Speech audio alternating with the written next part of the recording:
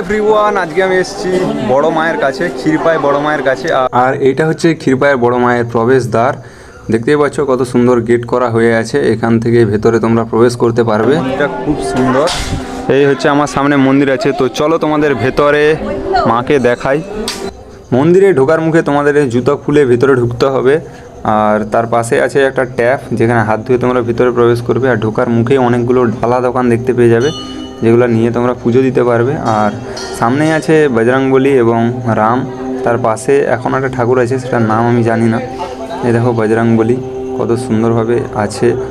আর এই মন্দিরের মাকে নিয়ে তো কোনো কথাই হবে না, অসাধারণ সুন্দর।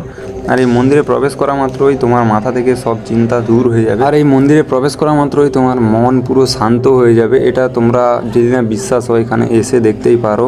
আর তার বাইরে এখনও একটা ছোটো মা আছে। এই দেখো সেই ছোটো মাকে, কত সুন্দরভাবে ছোটো মাকে রাখা হয়েছে এখানেও।